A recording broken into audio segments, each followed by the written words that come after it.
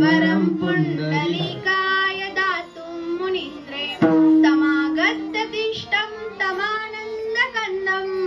परब्रह्मलिंगं भजे पांडुरंगं पांडुरंगाकर प्रथम नमन पांडुरंगाकर प्रथम नमन पांडुरंगाकर प्रथम नमन पांडुरंगाकर प्रथम नमन पांडुरंगाकर प्रथम नमन पांडुरंगाकर प्रथम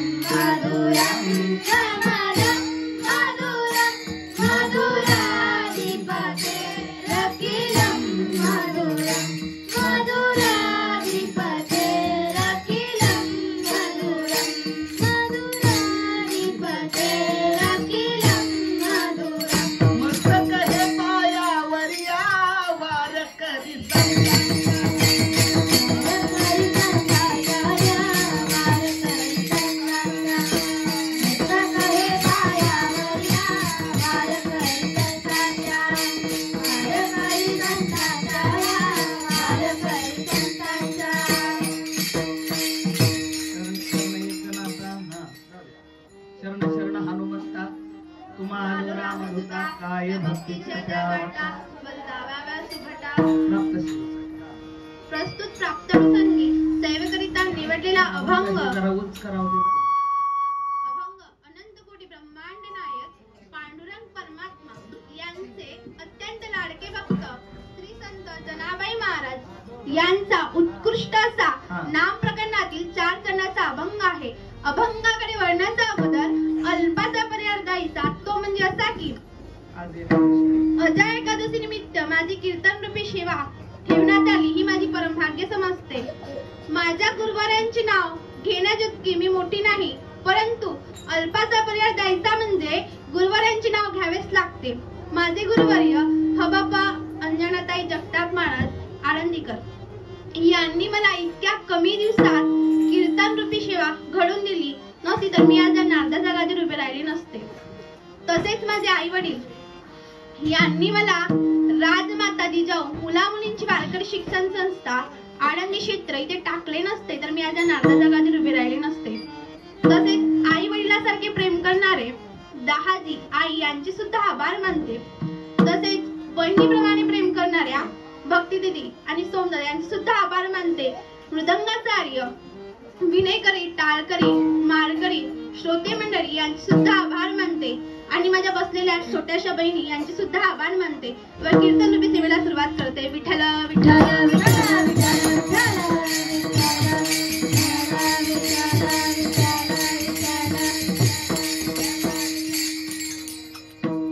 जन्मायोनिया देखा करा देहाचे सार्थक वाचे नाम विठोबाचे तेने सार्थक हो देहाचे ऐसा नामाचा महिमा शेषवर्णिता झाली सीमा नाम तारक त्रिभुवनी मनी नामायाची जनी. जनाबाई महाराज आपल्याला अभंगाच्या प्रथम चरणात सांगतात आपल्याला भगवंताने मनुष्य देह दिला आहे, पण या मनुष्य देहात येऊन आपल्याला देहाची सार्थक करायची आहे. जनाबाई महाराज अभंगाच्या प्रथम चरणात सांगतात. अभंगाच्या द्वितीय चरणात जनाबाई सांगतात वाचे नाम विठोबाचे त्याने सार्थक हो देहाचे ऐसा नामाचा महिमा ऐसा नामाचा महिमा. द्वितीय चरणात जनाबाई महाराज सांगतात आपल्याला ह्या देहाची सार्थक करायची असेल त्या विठोबाचे त्या जगाच्या मायबापाचे नाव घ्यावे लागेल, नामस्मरण करावं लागेल, त्याने आपल्या देहाचे सार्थक होईल. जनाबाई महाराज आपल्याला तृतीय चरणात सांगतात ऐसा नामाचा महिमा शेषवर्णिता झाली सीमा. इतका मोठा नामाचा महिमा आहे की शेषवर्णिता झाली सीमा. आपण शेष सुद्धा सीमा ओलांडू शकत नाही, इतका मोठा भगवंताच्या नामाचा महिमा आहे. आणि जनाबाई महाराज आपल्याला अभंगाच्या चौथ्या चरणात सांगतात नाम तारक त्रिभुवनी मनी नामायाची जनी. ह्या संसार सागरातून आपल्याला भगवंताचं नावच तारेल. जनाबाई महाराज अभंगाच्या चौथ्या चरणात सांगतात विठ्ठल विठ्ठल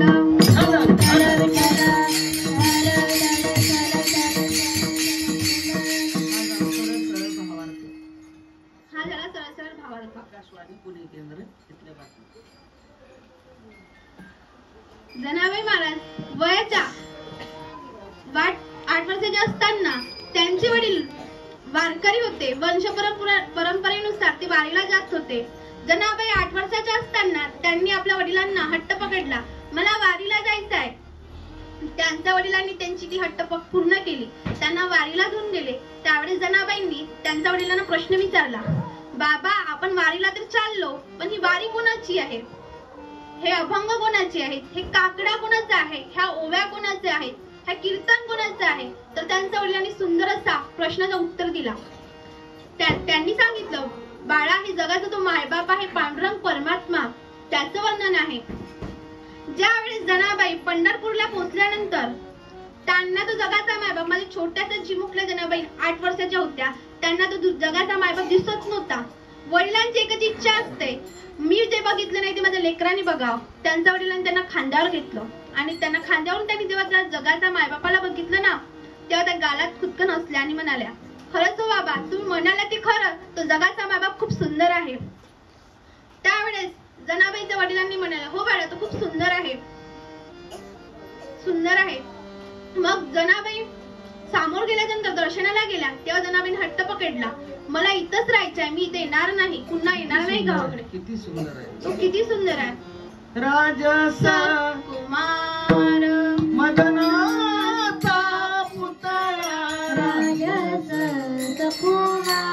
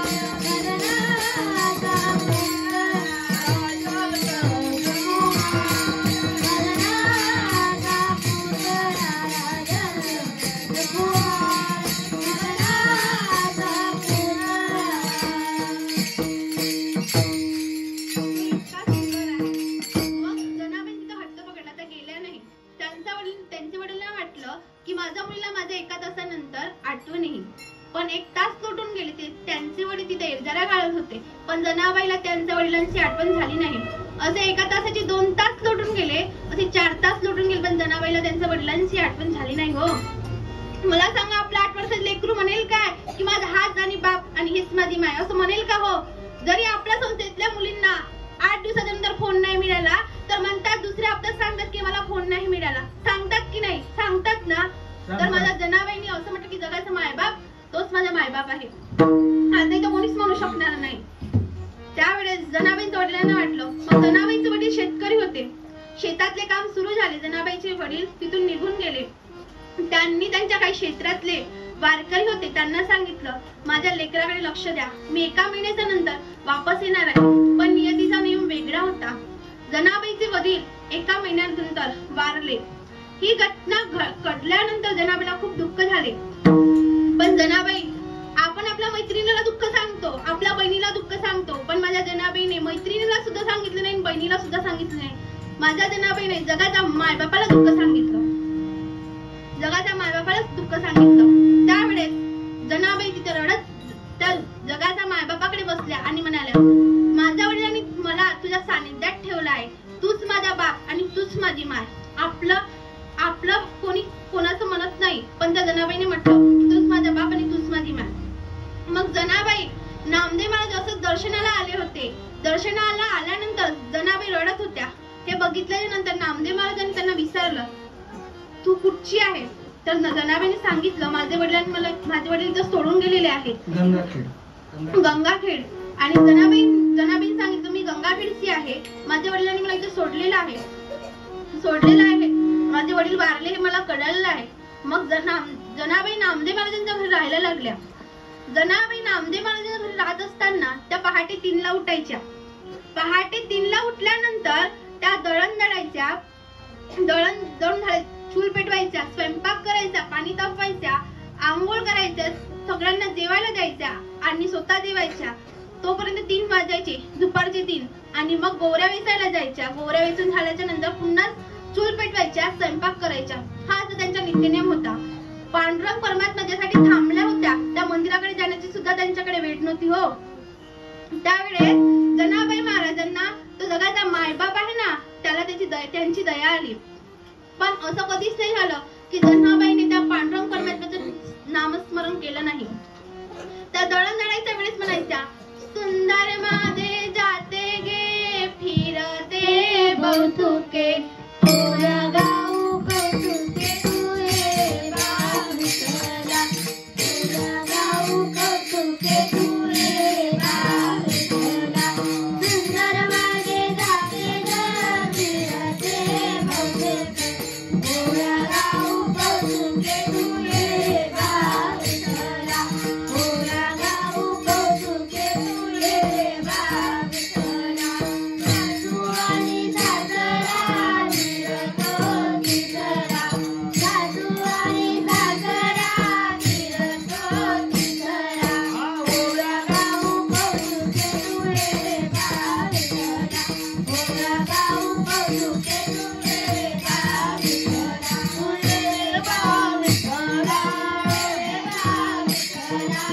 रे बाविसला, तुये बाविसला, रे बाविसला, गाऊ कौतुके तुये बाविसला, गाऊ कौतुके तुये बाविसला, गाऊ कौतुके तुये बाविसला, गाऊ कौतुके तुये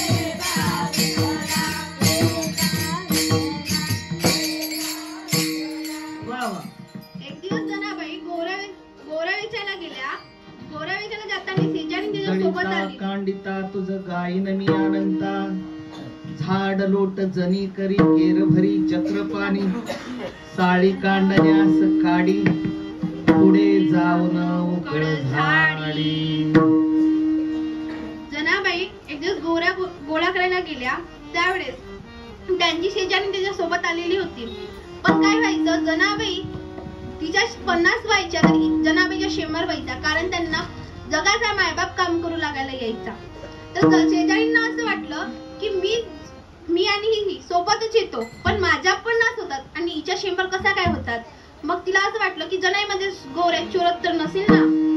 तिने जनाईवर आरोप केला की जनाईने माझ्या गोऱ्या चोरल्या. जनाईच्या गोऱ्या तिने स्वतःकडे घेतल्या. आणि नामदेव महाराज आणि कबीर महाराज जनाईला शोधत येत होते, कारण जनाबाईची गावात शेजारच्या गावात अशी माहिती झाली होती की जनाबाईला काम करू लागायला जगाचा मायबाप पांडुरंग परमात्मा येतो. ते त्यांना भेटण्याकरिता आलेले होते. पण जनाबाई त्यांना गावात शोधलं, पण जनाबाई त्यांना मिळाल्या नाही. नामदेव महाराज घरी आले आणि विचारलं जनाई कुठे गेली, तर त्यांना सांगितले की गोऱ्या वेचायला गेली. मग नामदेव महाराज त्यांच्याकडे आले आणि त्यांना विचारलं जनाई तू इथं काय करतेस, ते गोऱ्या वेच. तेव्हा त्यांचं भांडण सुरू होतं. तेव्हा कबीर महाराजांना वाटलं की संत दयाळू असतात, प्रेमळ असतात, आणि ही जनाई इथे भांडण करत आहे. हिला कसं काय तो जगाचा मायबाप पांडुरंग परमात्मा काम करू लागायला येणार. मग कबीर महाराजांनी फाटकी गोधडी त्यांच्या सोबत गेली. मंदिरात वारकरी आले. वारकऱ्यांनी हा दृश्य बघितला होता. वारकऱ्यांनी बघता बरोबर म्हटलं की जगाचा मायबापाचा मोत्याचा हार आणि पित्यांबर कुठे हरवला. त्यावेळेस हे कळल्यानंतर वारकरी पंढरपूरमध्ये शोधाशोध केली, पण त्यांना मोत्याचा हार आणि पितांबर सापडला नाही. मग एका वारकऱ्याच्या लक्षात आलं की गोधडी तर जनाबाईंची आहे. मग सर्व वारकरी जनाबाईच्या घरी आले आणि जनाबाईवर आरोप लावला. जनाबाईवर आरोप लावल्याच्या नंतर नामदेव महाराज सगळ्यांना समजावून सांगतात की चोरी जनाईने केली नाही. मग ज्यावेळेस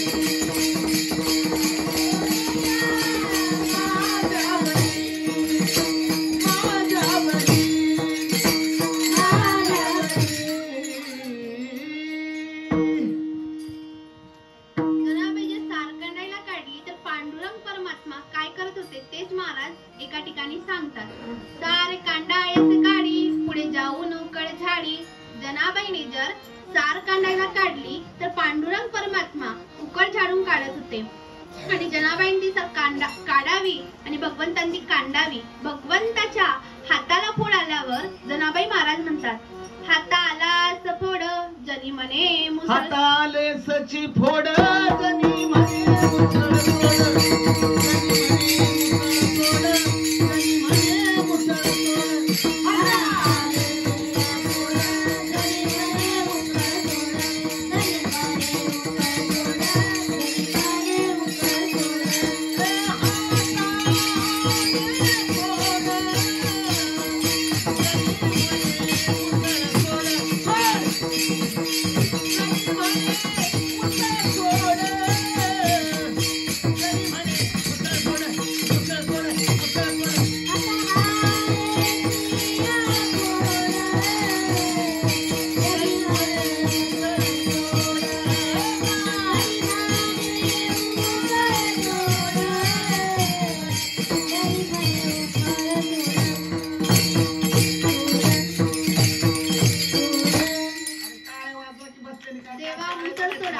हात दिलायत का? कोणी आहे की नाही? हात दिलाय का?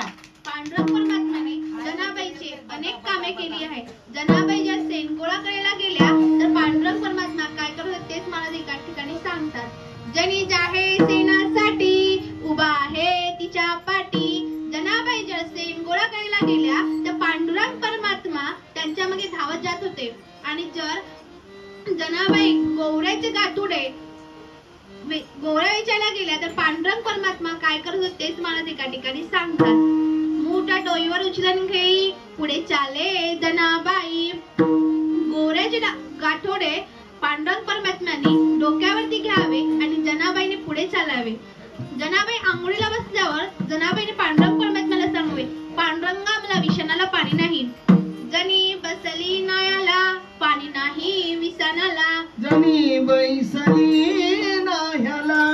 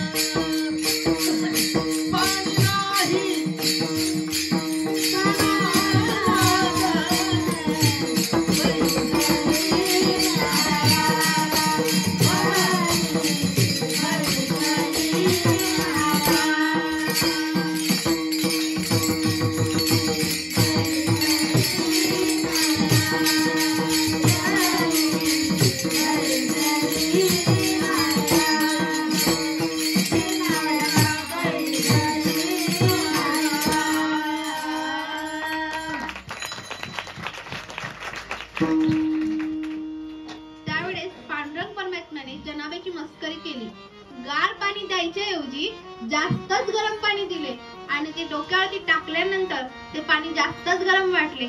त्यावेळेस जनाबाईने पांडुरंग परमात्म्याला शिव्या द्यायला सुरुवात केल्या. अरे अरे अरे अरे इथे मुळ मायच्या कारच्या.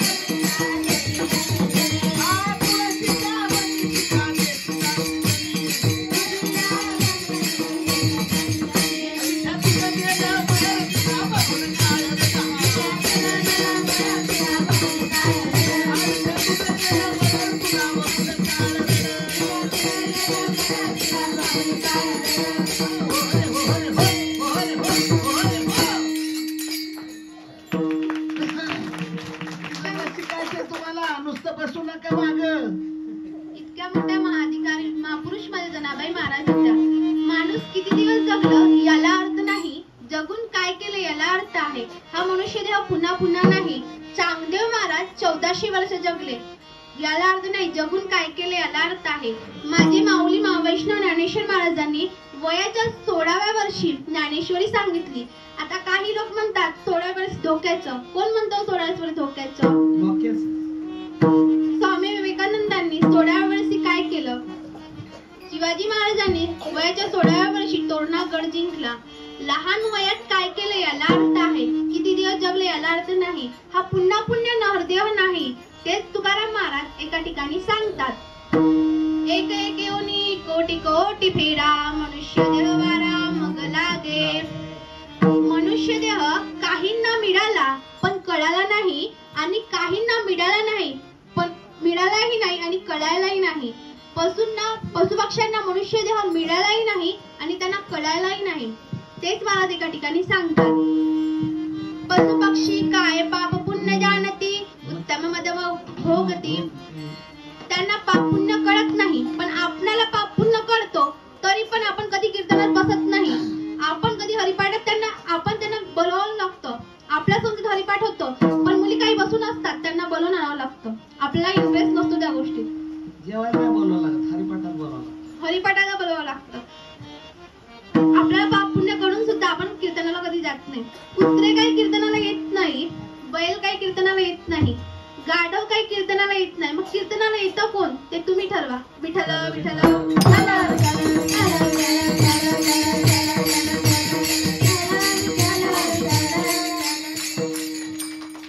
त्यांना मनुष्य देह मिळाला नाही आणि कळाला नाही. स्वर्गातील देहांना मनुष्य देह कळाला. स्वर्गातील देव काय म्हणतात तेच महाराज एका ठिकाणी सांगतात. स्वर्गीचे आम्हाला इच्छिता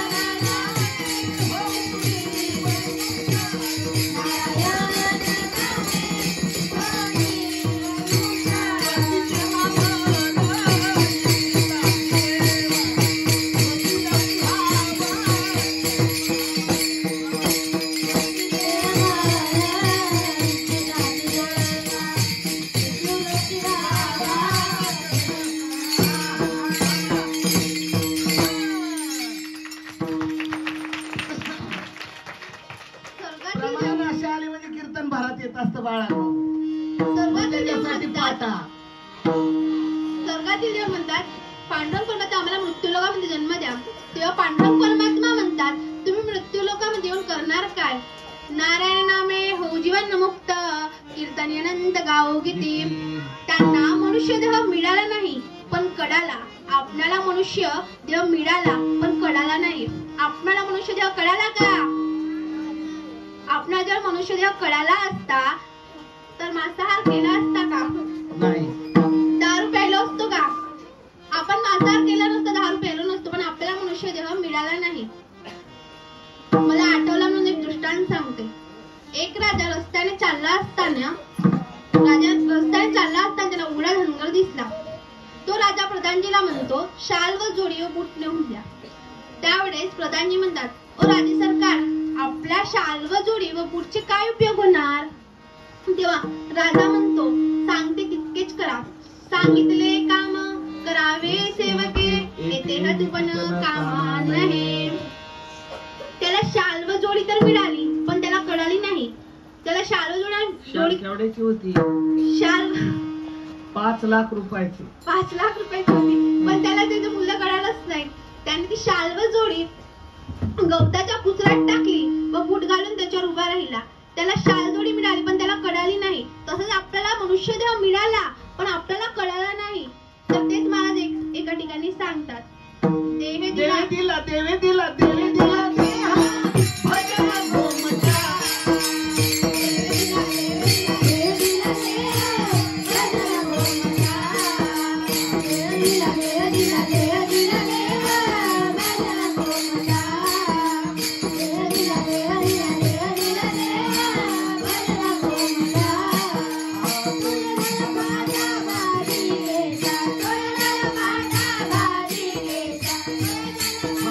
Bye.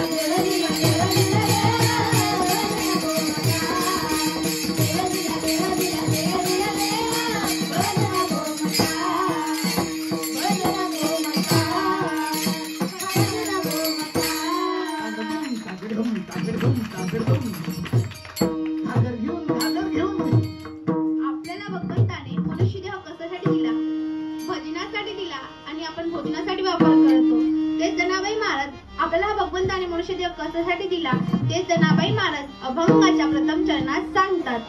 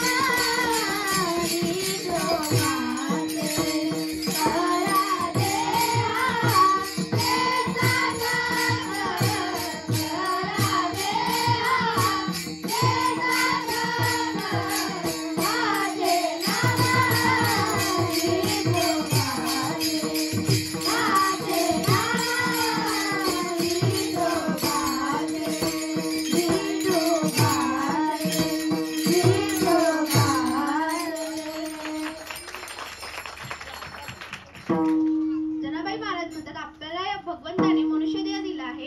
त्या मनुष्यदेहात येऊन आपल्याला देहाचे सार्थक करायचे आहे. तेच एकनाथ महाराज भागवतात सांगतात. मनुष्यदेह देहिना क्षणभंगुरा.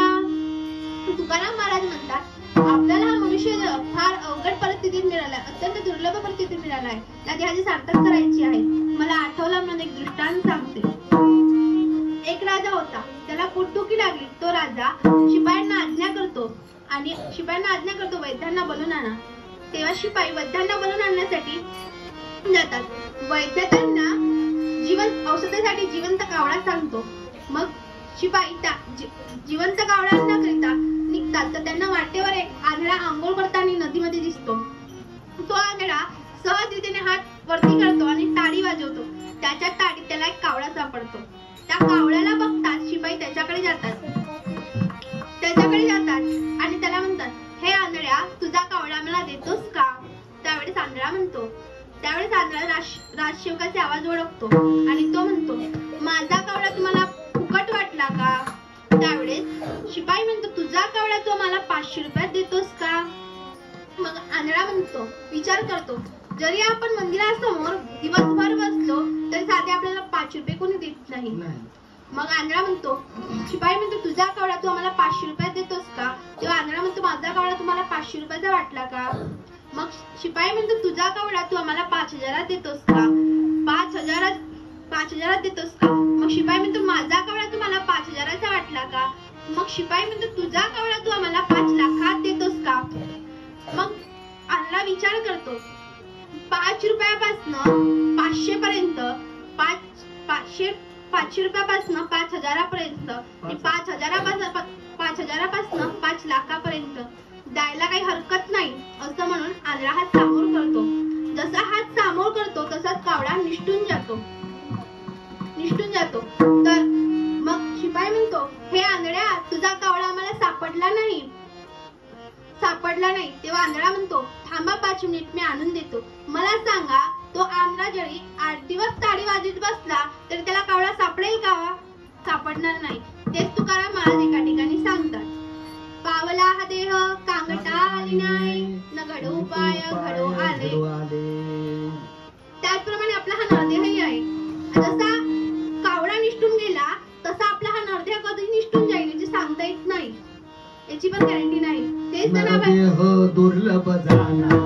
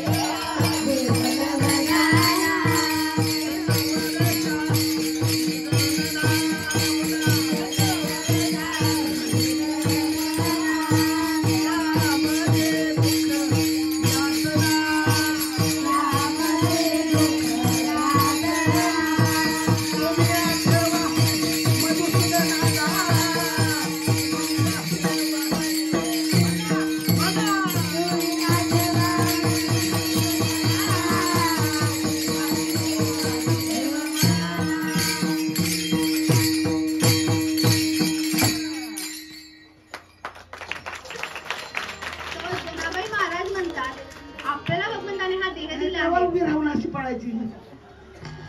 देह दिला आहे आपल्याला या देहाची सार्थक करायचे आहे. भगवंताने आपल्याला नरदेह दिला आहे. नरदेहाची सार्थक करायचे. मग लोक म्हणतात या नरदेहाची सार्थक कशाने होईल. पाटाच्याला पळायली. जनाबाई महाराज म्हणतात या नरदेहाची सार्थक करायचे असेल तर तुम्हाला त्या विठ्ठलाचे नामस्मरण करावं लागेल. तर वाजवा टाळा महाराजसाठी काकड्याला येणार महिनाभर. सगळ्याला पाटाच्याला उठवते आता काटे टाकून. नरदेहाचे सार्थक करायचे असेल तर जनाबाई महाराज अभंगाचा द्वितीय चरणात सांगतात.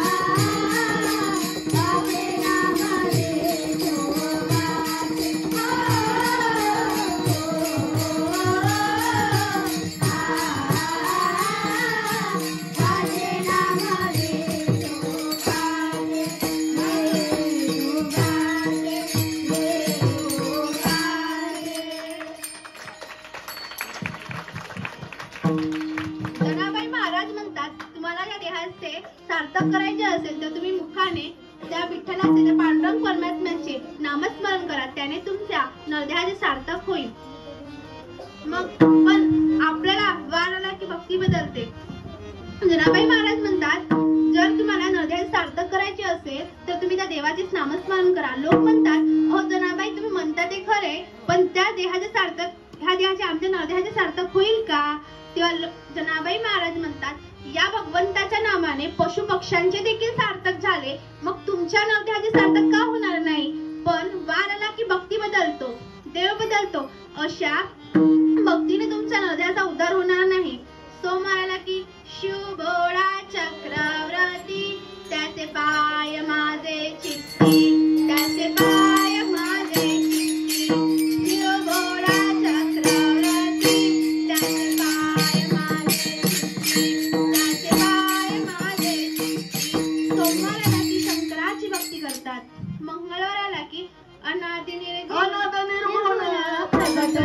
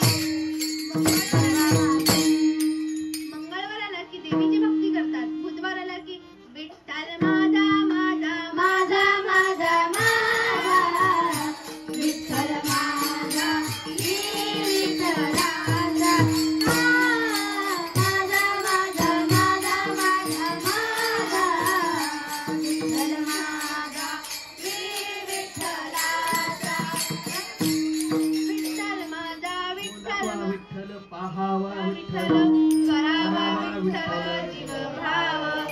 बुधवाराला की पांडुरंगाची भक्ती करतात आणि गुरुवाराला की 3 सिरे 6 हात तया माझे दंडवत.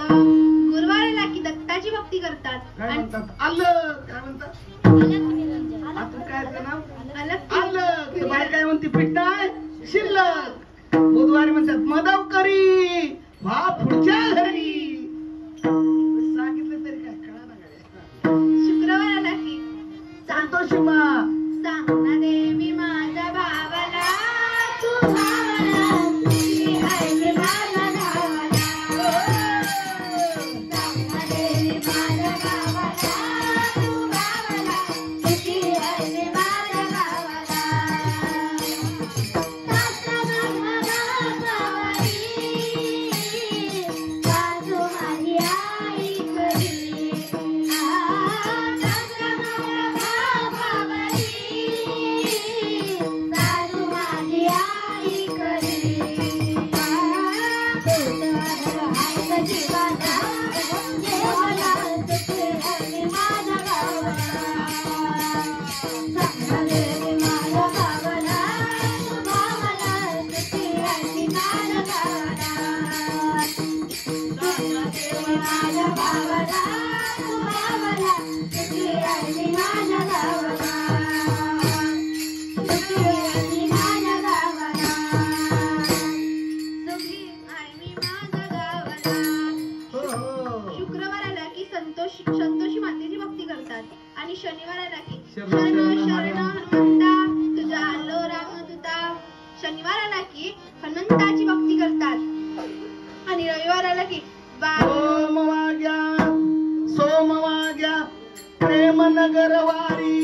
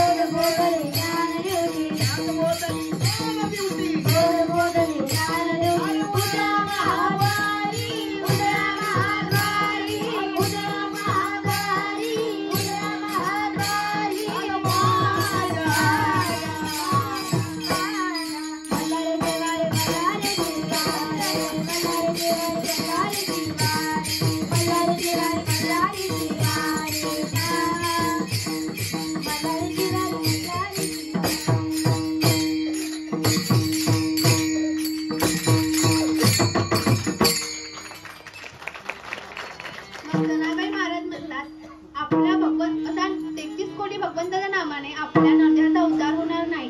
कारण आपला नरद्याचा उद्धार पांडुरंग परमेश्वराच्या नावाने होईल. आपला जर भगवंत 33 कोटी देवाच्या नामाने उद्धार झाला असता तर रावणाने बंदीशाळेत टाकले असते का? त्यावेळेस त्या 33 कोटी देवांना त्यांची सुटका करता आली नसती का? त्या देवांना सोडवण्याकरिता पांडुरंग परमात्म्याला राम अवतार घ्यावे लागले. कारण सर्व देवाचाही देव तेच महाराज हा देवाचा हा देव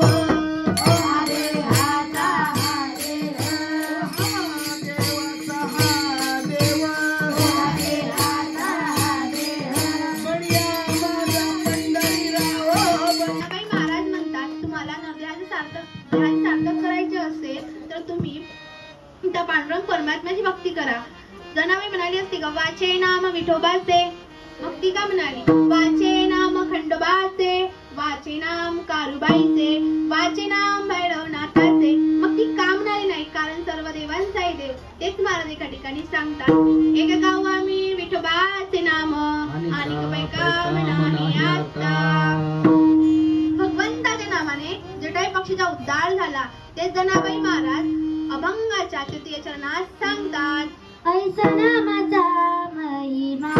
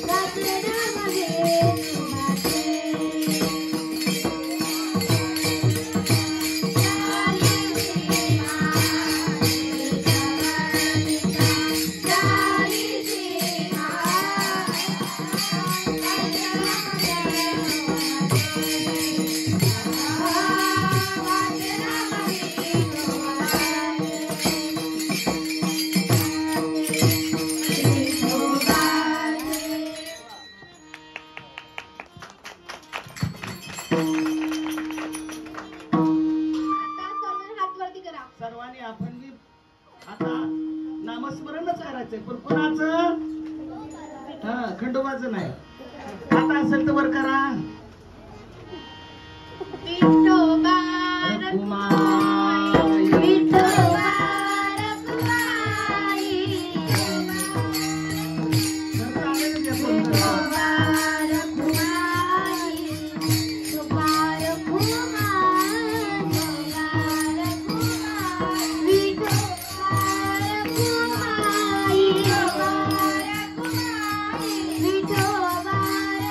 विठोबा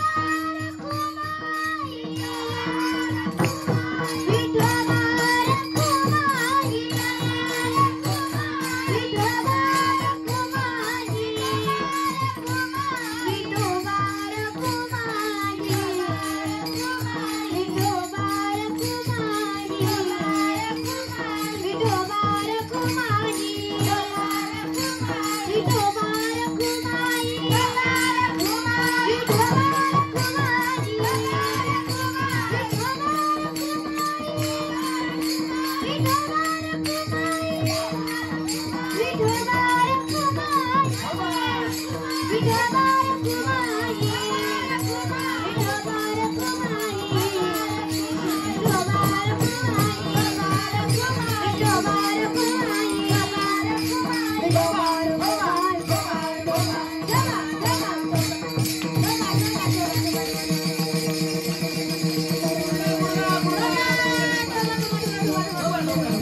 विठोबा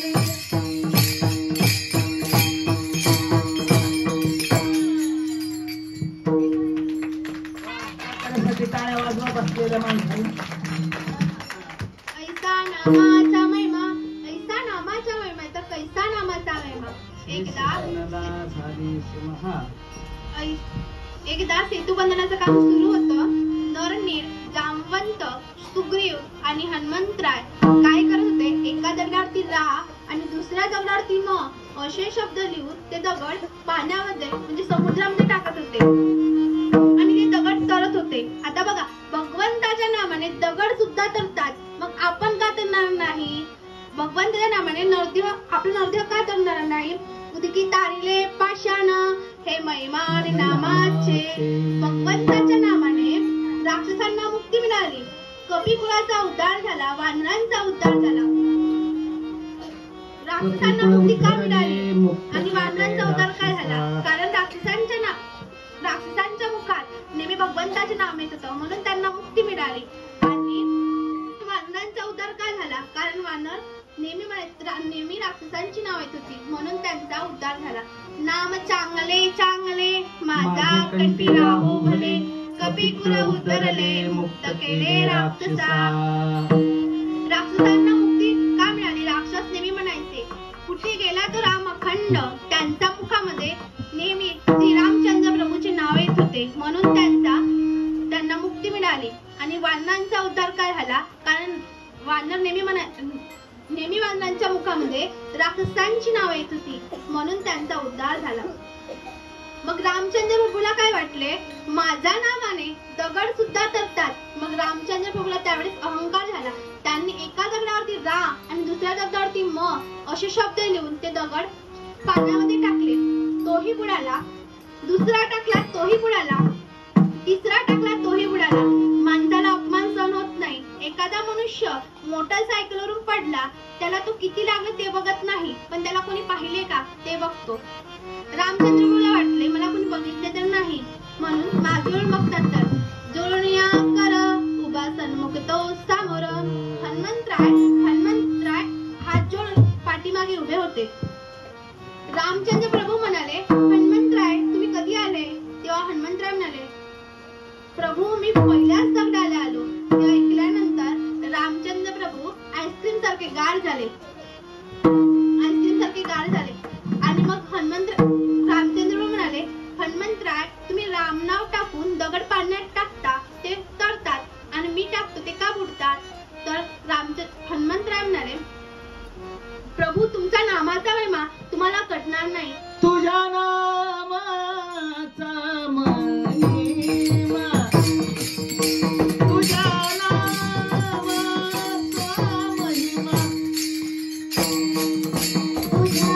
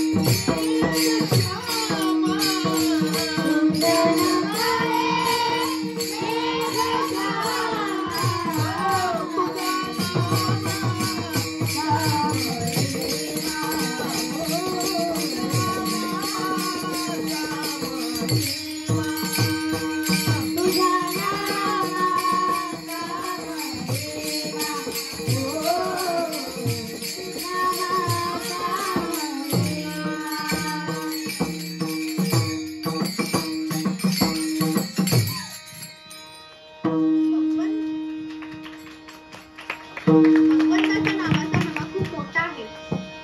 कालिशाई केली, मेरुंदार पर्वत आणि कल्पवृक्षाच्या झाडाची फांदी तोडून स्वतः लेखणी करत सरस्वती माता बसल्या तरी भगवंताच्या नामाचा महिमा वर्णन होणार नाही. आता तुम्हाला कल्पवृक्षाचे झाड सामान्य वाटलं का? जे जे इच्छा करू ते कल्पतरू पूर्विता. कल्पवृक्षाच्या झाडाखाली म्हणे जे तुका म्हणे आम्ही जे जे इच्छा करू ते कल्पतरू पुरवितो. आपण कल्पवृक्षाच्या झाडाखाली जे पण कल्पना केली ते पूर्ण होतो. मला आठवला म्हणून एक दृष्टांत सांगते.